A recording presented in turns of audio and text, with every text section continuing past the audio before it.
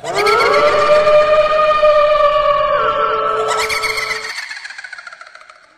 একটি কাল্পনিক গল্প, বাস্তবের সাথে এর কোনো মিল নেই। এটি বানানো হয়েছে শুধুমাত্র আপনাদের বিনোদনের জন্য। রাত প্রায় 12টা বাজতে না বাজতেই সে আমাকে প্রতিদিন বিরক্ত করত। সেই জল পিশাচ আমার বাড়ির পিছনের পুকুর থেকে উঠে আসত। আমি অত্যন্ত অতিষ্ঠ হয়ে পড়েছিলাম, কারণ কিছুই বুঝতে পারছিলাম না। আমার বাবা মা এবং বন্ধুরা তখন বিহারে চলে গিয়েছিলেন। কিন্তু যখন মনে হলো যে এবার আমি আর বাঁচতে পারবো না, তখন ঈশ্বরের দয়া না হলে এবং এই পরিতোষ দাদাভাই না থাকলে কোনো অঘটন ঘটে যেত।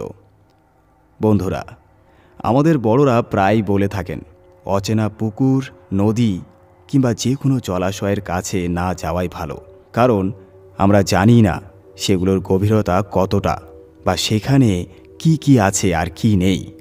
হয়তো সেখানে কোনো ভয়ঙ্কর প্রাণী রয়েছে যা লুকিয়ে আছে, যা আমাদের ভেতরে টেনে নিয়ে যেতে পারে। এবার যদি আমরা বড়দের কথা মেনে জলাশয়ের কাছে নাও যাই, কিন্তু যদি সেখানে থাকা কোনো বিপজ্জনক সত্তা নিজে থেকেই আমাদের পিছনে লেগে যায় বা কাউকে দিয়ে আমাদের পিছনে লাগিয়ে দেওয়া হয়, তাহলে কি করা যায়? ঠিক এমনটাই ঘটেছিল কানপুরের বাসিন্দা ময়ঙ্ক সিংয়ের সঙ্গে।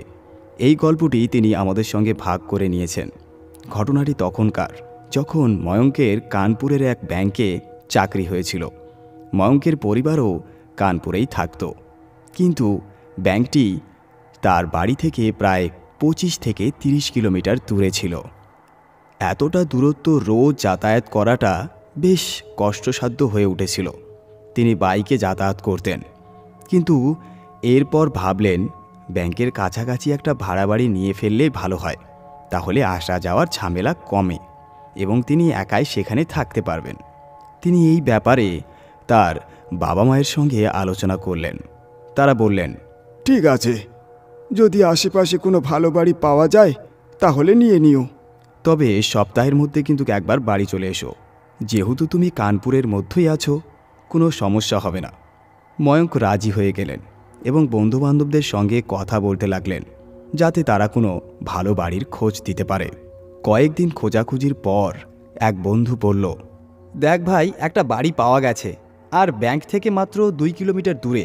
কিন্তু সমস্যা হলো এটা খুবই নির্জন জায়গা। আশেপাশে মাত্র 2-3টা বাড়ি আছে, সেগুলোও ফাঁকা পড়ে রয়েছে। এই কারণেই কেউ বাড়িটা নিতে চায় না, আর তাই এর ভাড়াও খুব কম।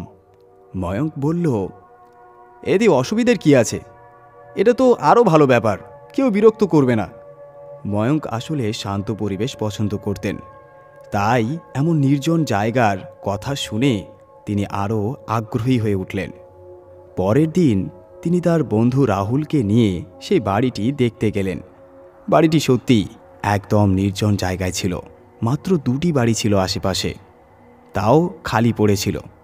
বাড়ির চারপাশে বিস্তীর্ণ ফাঁকা জমি ছিল। ময়ঙ্ক বাড়ির ভেতর ঢুকে ভালো করে দেখলেন, 2টি বড় ঘর, একটি রান্নাঘর, একটি হল ঘর এবং একটি ছোট্ট ঘর ছিল, যা দেখে তিনি বললেন, এখানে বসেই আমি ব্যাংকের কাজকর্মগুলো করতে পারবো। ঘরের সব ফার্নিচার আগে থেকেই ছিল। এরপর তিনি যে ঘরটাতে থাকার পরিকল্পনা করেছিলেন সেটাতে গেলেন। ঘরটিতে একটা জানালা ছিল, আর জানালার বাইরের দৃশ্যটা ছিল অসাধারণ, কারণ বাড়ির একদম পিছনেই ছিল একটা ছোট্ট পুকুর। ময়ঙ্ক বললেন, এই বাড়িটা একেবারে পারফেক্ট। তিনি সেখানেই থাকার সিদ্ধান্ত নিলেন এবং কয়েকদিনের মধ্যেই বাড়িটি ভাড়া নিয়ে সেখানে উঠে গেলেন। প্রথম 1 সপ্তাহ বেশ ভালোই কেটে গেল। প্রতিদিন সকালে ব্যাংকে যেতেন, বিকেলে 5টার দিকে ফিরে আসতেন। নিজের ছোট ঘরটিতে বসে ব্যাংকের বাকি কাজ শেষ করতেন, খাওয়া দাওয়া করে আবার ঘুমিয়েও পড়তেন। সপ্তাহান্তে বাড়ি ফিরে যেতেন এবং পরিবারের সঙ্গে সময়ও কাটাতেন। 2 সপ্তাহ এইভাবে ভালোভাবে কেটে গেল, কিন্তু তারপর থেকেই ময়ঙ্ক খুব অদ্ভুত কিছু অনুভব করতে শুরু করলেন। সেই দিন ময়ঙ্ক যখন তার বাবা মায়ের বাড়ি থেকে নিজের ভাড়া বাড়িতে ফিরে এলেন, তখন সকালে তৈরি হয়ে ব্যাংকে গিয়েছিলেন। সন্ধ্যায় যখন ব্যাংক থেকে ফিরে এলেন, তখন তিনি ভীষণ ক্লান্ত ছিলেন। তাই খাওয়া দাওয়া সেরে সরাসরি ঘুমাতে চলে গেলেন। কিন্তু ঠিক যখন তিনি বিছানায় শুয়েছিলেন তখনই মনে হলো যেন জানালায় কেউ টক টক করছে। তিনি সঙ্গে সঙ্গে জানালার দিকে তাকালেন, কিন্তু সেখানে কেউ ছিল না। প্রথমে মনে হলো হয়তো এটা তার ভুল ধারণা, তাই কোনো গুরুত্ব না দিয়ে পাশ ফিরে শুয়ে পড়লেন। কিন্তু ঠিক 10 মিনিট পর আবার জানলায় জোরে ধাক্কা দেওয়ার শব্দ হলো। এবার ময়ঙ্ক উঠে জানলার দিকে এগিয়ে গেলেন এবং খুলে দেখলেন আশেপাশে কেউ আছে কিনা। কিন্তু বাইরে তাকিয়ে দেখলেন কোথাও কেউ নেই। এতে তার মনে সন্দেহ হলো, তাই তিনি জানালা ভালো করে বন্ধ করলেন। জানালায় ছোট্ট একটা পর্দা ছিল, সেটাও টেনে দিলেন এবং শুয়ে পড়লেন। কিন্তু এরপর কিছুতেই তার ঘুম আসছিল না। তিনি একদিক থেকে আরেক দিকে অনেকক্ষণ ধরে এদিক সেদিক কাঁধ বদলাতে লাগলেন। অবশেষে যখন তার চোখ ভারী হয়ে আসছিল এবং তিনি চোখ বন্ধ করলেন, তখন আবার জানলায় কেউ টোকা দিল। এবার ময়ঙ্ক বুঝতে পারছিলেন না আসলে কি হচ্ছে। এটা কি শুধুই কাকতালীয় ব্যাপার নাকি কেউ মজা করছে? তা দেখার জন্য তিনি ঘরের পেছনে গিয়ে ভালো করে চারপাশ দেখলেন, কিন্তু কোথাও কিছুই দেখতে পেলেন না। এতে তিনি ভাবলেন হয়তো তিনি অতিরিক্ত ক্লান্ত থাকার কারণে এসব কল্পনা করছেন। তাই তিনি আর বেশি কিছু ভাবলেন না। কিন্তু অবস্থা তখন আরও অদ্ভুত হতে লাগল। তিনি আবার ঘুমানোর চেষ্টা করলেন, আর ঠিক তখনই জানলায় আবার ধাক্কা পড়ল। এবার তিনি পাত্তা দিলেন না এবং কিছুক্ষণের মধ্যে ঘুমিয়ে পড়লেন। পরদিন সকালে ময়ঙ্ক তার প্রতিদিনের মতো রুটিন অনুসরণ করলেন। ফ্রেশ হয়ে নাস্তা করলেন, তারপর দুপুরের খাবার রান্না করতে গেলেন। কিন্তু ঠিক তখনই অদ্ভুত কিছু ঘটল। রান্নাঘরের সিঙ্কের কল থেকে হঠাৎ জল পড়তে শুরু করল। এটা দেখে ময়ঙ্ক অবাক হয়ে গেলেন। তিনি ভাবলেন এটা কিভাবে হলো। তিনি এগিয়ে গিয়ে কলটা বন্ধ করলেন, কিন্তু কিছু বুঝতে পারছিলেন না। ভাবলেন যাও, কিছু না, হয়তো নর্মালি খুলে গিয়েছিল। তাই তিনি আর বেশি কিছু না ভেবে আবার রান্নার কাজে মন দিলেন। কিন্তু মাত্র 5 মিনিট পরেই আবার সেই কল থেকে জল পড়তে শুরু করলো। এবার তার হাত থেকে একটি প্লেট পড়ে ভেঙে গেল। হৃৎপিণ্ড ধুকধুক করতে লাগলো। তিনি দ্রুত সিঙ্কের কাছে গিয়ে কলটা বন্ধ করলেন। কিছুক্ষণ ধরে সেটার দিকে তাকিয়ে রইলেন, প্রায় 10 থেকে 15 মিনিট। কিন্তু এবার আর কিছু ঘটল না। অবশেষে তিনি ভাবলেন হয়তো এটা কোনো টেকনিক্যাল প্রবলেম, কাল একজন প্লাম্বার ডেকে ঠিক করে নেব। তিনি কলের মুখে একটা কাপড় বেঁধে দিলেন যাতে আর না খুলতে পারে। তারপর খাওয়া দাওয়া করে কিছুক্ষণ ফোন চালাতে লাগলেন। 1 ঘন্টা কেটে গেল। তারপর তার চোখ ভারী হয়ে এলো। তিনি ফোনটি বিছানার পাশে সাইডে টেবিলে রেখে ঘুমিয়ে পড়লেন। পরদিন ভোর 6টার দিকে ঘুম ভাঙল। তিনি পাশের টেবিল থেকে ফোনটা নিতে হাত বাড়ালেন, কিন্তু ফোনটা নেই। তিনি অবাক হয়ে দেখলেন ফোনটা কোথাও নেই। আমি তো রাতে এখানেই রেখেছিলাম। তিনি চারিদিকে খুঁজতে লাগলেন। তারপর যখন তার চোখ পড়ল ঘরের এক কোণে রাখা এক পানি ভর্তি জগের দিকে, তখন তিনি নিস্তব্ধ হয়ে গেলেন। তার ফোন জলের মধ্যে ডুবেছিল। তিনি হতবাক হয়ে গেলেন, এটা কিভাবে হলো? ফোন তো আমি টেবিলেই রেখেছিলাম। তিনি ফোনটা তুলে দেখলেন ফোন পুরোপুরি নষ্ট হয়ে গেছে। এবার তার মাথা কাজ করা বন্ধ করে দিল। এটা কি কোনো চোরের কাজ? কিন্তু চোর হলে তো ফোন চুরি করত, তাহলে সে এটা পানিতে ফেলে দেবে কেন? কোনো মানুষই বা এটা করবে কেন? এসব চিন্তা মাথায় ঘুরতে লাগলো। অবশেষে তিনি অফিসে গেলেন এবং তার বন্ধু রাহুল, যে এই ব্যাংকে কাজ করত, তাকে সব কিছু খুলে বললেন। ময়ঙ্ক ব্যাংকে গিয়ে তার সহকর্মী রাহুলের সঙ্গে সব ঘটনা শেয়ার করার পর রাহুল বলল, আরে ভাই, হতে পারে তুই ঘুমের ঘোরে নিজের ফোনেই জগের মধ্যে ফেলে দিয়েছিস। অনেক সময় এমনটা হয়ে যায়।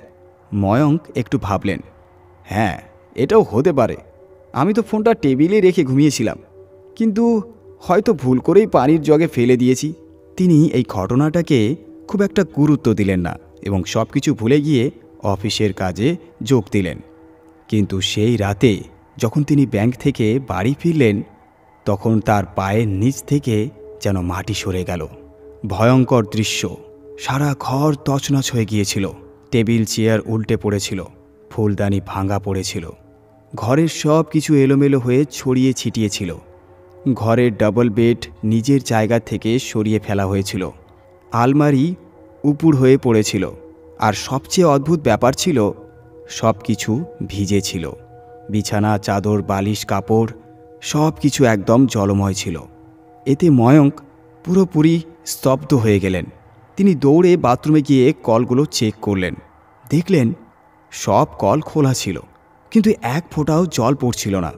তিনি ভাবলেন, পানির ট্যাঙ্ক হয়তো খালি হয়ে গেছে, কিন্তু সব কল কেন খোলা? এবার তার মনে সন্দেহ হতে লাগলো। এ বাড়িতে নিশ্চয়ই কিছু একটা আছে, কিন্তু এ কথা তিনি কারোর সাথে শেয়ার করবেন কিভাবে? রাত তখন অনেক হয়েছে, আশেপাশে কোনো প্রতিবেশীও ছিল না, আর বাবা মায়ের বাড়ি এত দূরে যে এখন যাওয়াও সম্ভব নয়। রাহুলকে ফোন করতেই আর এক সমস্যা। তিনি ভাবলেন, রাহুলকে ডাকি, ওর বাড়ি তো বেশি দূরে নয়। তিনি রাহুলকে ফোন করলেন, কিন্তু ফোন লাগলো না। এতে আরও ঘাবড়ে গেলেন তিনি। তখন ময়ঙ্ক ভাবলেন, যাই হোক, ওর বাড়িতেই চলে যাই। সব ঘটনা ওকে বলতে অন্তত আজ রাত ওর বাড়িতে থাকতে পারবো। এই কথা বলতেই অদ্ভুত আওয়াজ। ময়ঙ্ক দরজা খুলে বেরোনোর জন্য প্রস্তুতি হচ্ছিলেন, কিন্তু ঠিক তখনই শুনতে পেলেন ঘর থেকে কিছু একটা টানাটানি করার আওয়াজ আসছে। তিনি থমকে গেলেন। তিনি আস্তে আস্তে ঘরের দিকে ফিরে তাকালেন, কিন্তু দেখলেন সব আগের মতোই আছে। তিনি ভাবলেন, হয়তো ভুল শুনেছি। তিনি ঘর থেকে বেরোনোর জন্য আবার পা বাড়ালেন, কিন্তু ঠিক তখনই তার সামনে, নিজের চোখের সামনে কিং সাইজের ডাবল বেড আস্তে আস্তে পিছলে ঘরের কোণে চলে গেল। এবার তার পুরো শরীর শিউরে উঠল। এত বড় দৃশ্য দেখে তিনি জড়সড় হয়ে গেলেন। ঠিক তখনই বাথরুম থেকে আবার এক অদ্ভুত আওয়াজ আসতে লাগলো। সেই আওয়াজ ঠিক যেন জল পড়ার শব্দ, কিন্তু ময়ঙ্ক তো একটু আগেই চেক করেছিলেন যে ট্যাঙ্ক খালি, কোনো জলই নেই। তাহলে এই শব্দ আসছে কোত্থেকে? এটা জানার জন্য তিনি আস্তে আস্তে বাথরুমের দিকে এগোলেন, কিন্তু যা দেখলেন তা আরও ভয়ঙ্কর। সেখানে শুধু শব্দ আসছিল, কিন্তু কোনো জল পড়ছিল না। এবার ময়ঙ্কের হৃদস্পন্দন প্রচণ্ড বেড়ে গেল। তিনি কিছু বুঝে ওঠার আগেই দৌড়ে দরজার দিকে ছুটলেন, কিন্তু ঠিক তখনই দরজা স্বয়ংক্রিয়ভাবে বন্ধ হয়ে গেল। তারপরেই বাড়ির সব জানালা দরজা নিজের থেকেই বন্ধ হতে লাগলো।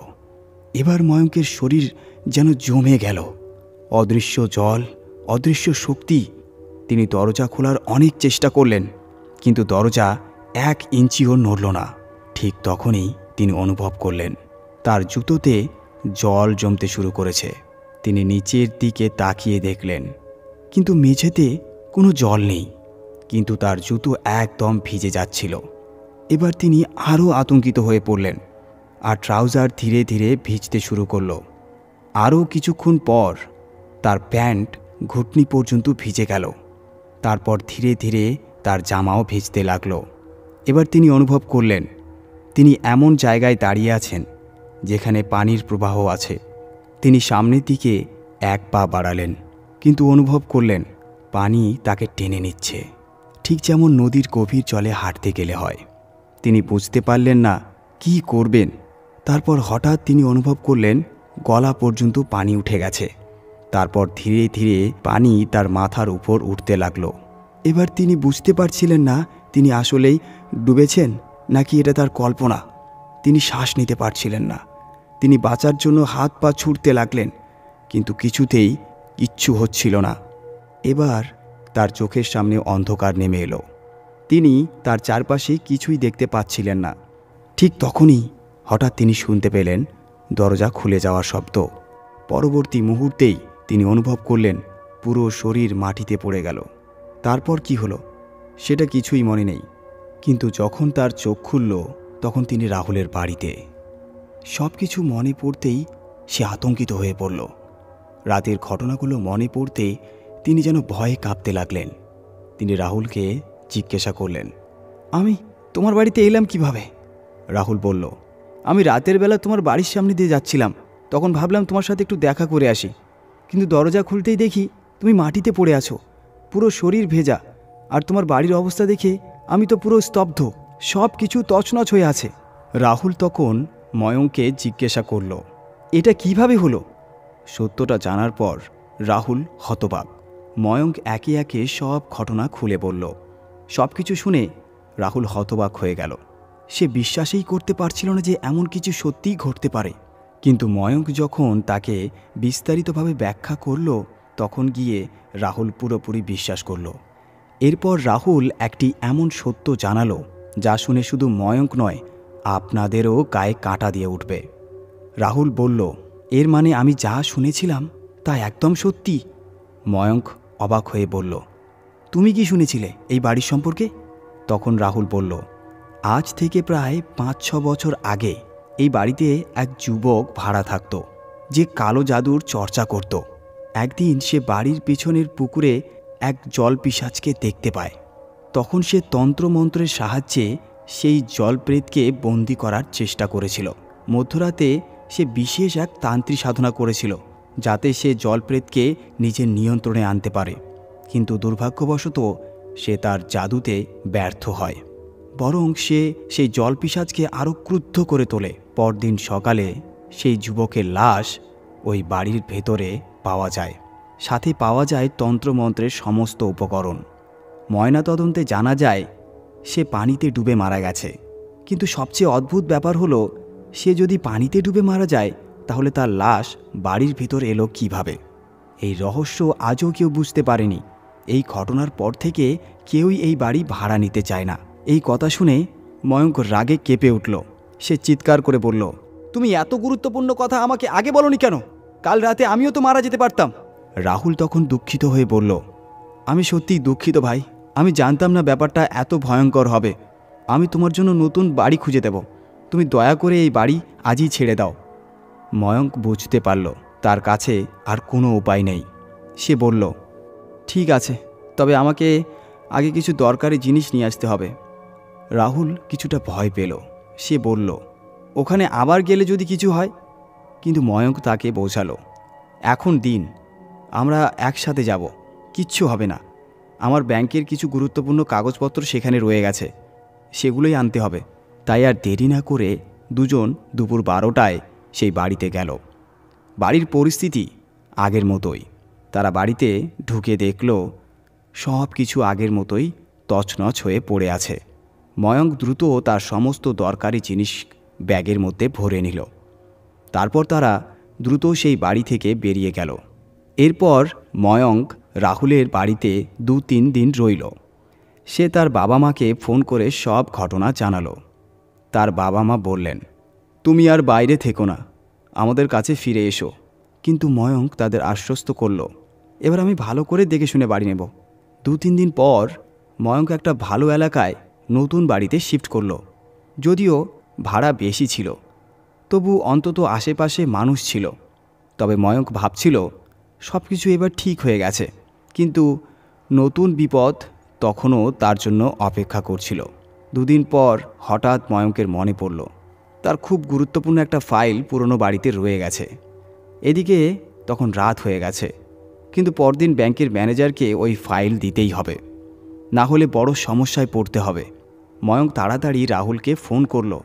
সে বলল, ভাই, জরুরি কথা আছে, আমাকে ওই ফাইল আনতেই হবে, চল ভাই একবার যাই। কিন্তু রাহুল বলল, না না, একদম না, রাতের বেলা সেখানে যাওয়া ঠিক হবে না। ময়ঙ্ক বলল, ভাই, ফাইলটা খুব দরকার, না হলে কাল বড় সমস্যা হয়ে যাবে। কিন্তু রাহুল জোর দিয়ে বলল, আমি বলছি না যেতে, রাতের বেলা আবার কিছু হয়ে গেলে। রাহুল আরও বলল, আমি বলছি তুইও যাস না, যান বাঁচানোটা বেশি জরুরি। কিন্তু ময়ঙ্ক একগুয়েমি করে বলল, ঠিক আছে, তুই না চললে আমি একাই যাব। ময়ঙ্ক একা মোটরসাইকেল নিয়ে রওনা দিল সেই ভয়ঙ্কর বাড়ির দিকে। রাত তখন ইতিমধ্যেই 10টা বেজে গিয়েছিল, আর ময়ঙ্ক ভেবেছিল যে আধ ঘন্টার মধ্যেই ফাইল নিয়ে ফিরে আসবে। কিন্তু যা ঘটল তা একেবারেই আলাদা। ময়ঙ্ক যখন বাড়িতে পৌঁছালো তখন তার কাছে বাড়ির চাবি ছিল। আসলে মালিক কোথাও গিয়েছিল, তাই ময়ঙ্ক চাবি ফেরত দিতে পারেনি। সে দরজা খুলল এবং দেখল যে সব কিছু এখনও ছড়িয়ে ছিটিয়ে পড়ে আছে।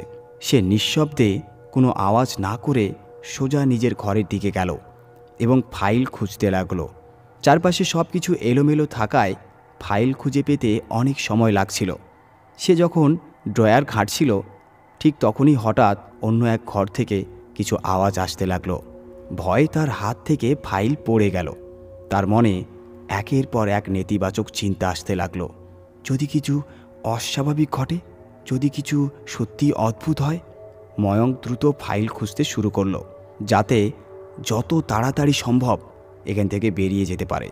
কিন্তু ঠিক তখনই সে আবার শুনতে পেল যে কোনো কল থেকে পানি পড়ছে, আর তারপর বাড়ির প্রতিটি দরজা যেন কেউ জোরে জোরে আঘাত করতে শুরু করলো।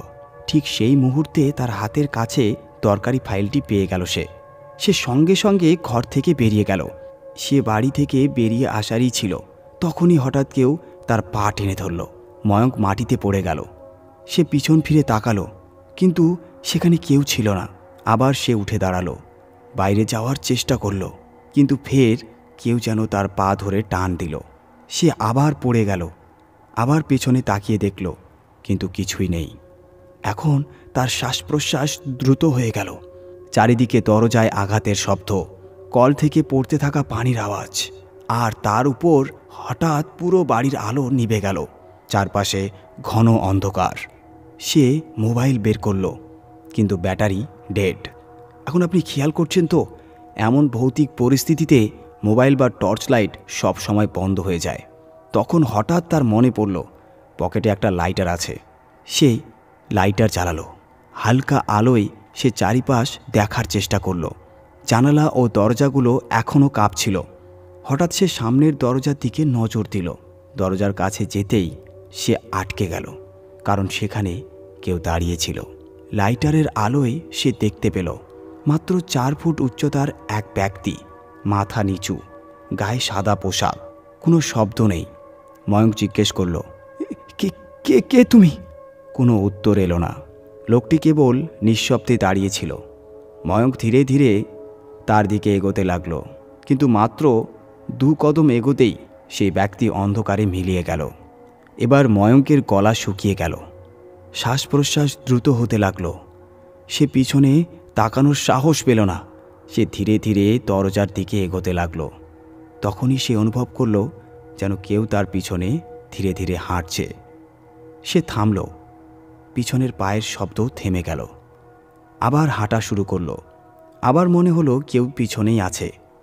অবশেষে কাঁপতে কাঁপতে দরজার কাছে পৌঁছালো। দরজা খোলার চেষ্টা করল, কিন্তু তার আগেই কেউ দরজার উপরে হাত রেখে আটকে দিল। তার দৃষ্টি সেই হাতের উপর স্থির হয়ে গেল। তার বুক ধুকপুক করতে লাগলো। মনে হলো হার্টবিট বন্ধ হয়ে যাবে। ঠিক তখনই বাইরে থেকে কেউ দরজা খুলে দিল।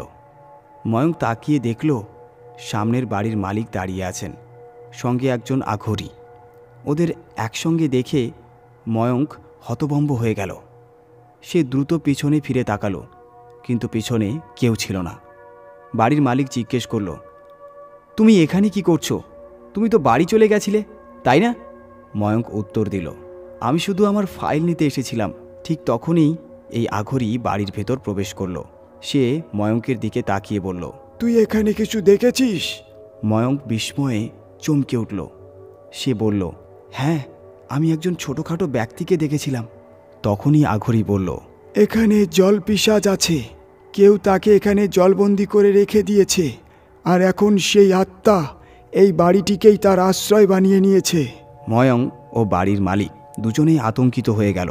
ময়ঙ্ক বলল, হ্যাঁ, আমার এক বন্ধু আমার এই বাড়ির সম্পর্কে এমনই কিছু একটা বলেছিল, আর আমার সাথেও এখানে অদ্ভুত অদ্ভুত জিনিস ঘটেছে। আঘরি বলল, ওই জলপিশাচ খুবই বিপজ্জনক। সে সব সময় তার শিকারকে পানিতে ডুবিয়ে মারে। তাই তুমি এখানে বারবার এমন অভিজ্ঞতা পেতে, যেগুলো সম্পর্ক ছিল সেই জলের সাথে। বাড়ির মালিক কাতর কণ্ঠে বলে, বাবা, আপনি যেভাবেই হোক এই জলপিশাচকে এখান থেকে তাড়িয়ে দিন। তার কারণে কেউ এই সম্পত্তি কিনতে চায় না। কেউ এলে 2 দিনের মধ্যে ভয়ে পালিয়ে যায়। আঘরি বলল, হবে, তবে সময় লাগবে, কারণ প্রথমে জলপিশাচকে আগে বন্দি করতে হবে। ময়ঙ্ক জিজ্ঞেস করল, আপনি কিভাবে করবেন এটা? আঘরি বলল। এর প্রস্তুতি কাল থেকে শুরু হবে।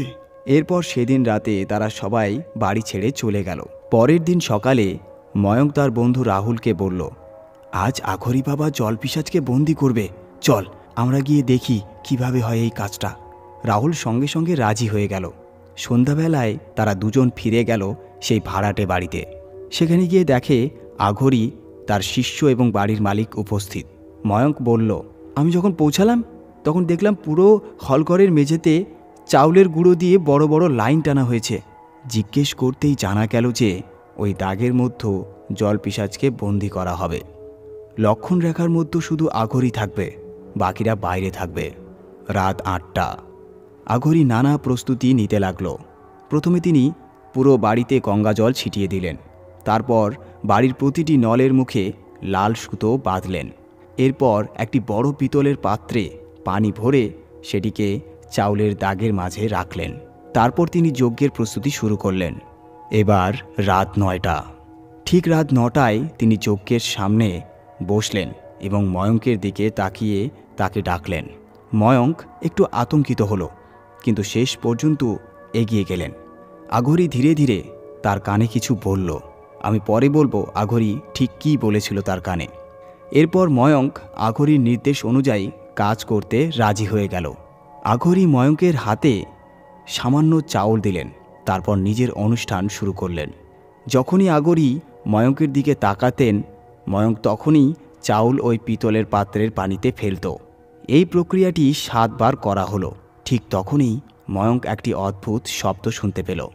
তাতে মনে হলো কেউ চিৎকার করছে, আর এই চিৎকার শুধু সেই শুনতে পাচ্ছে।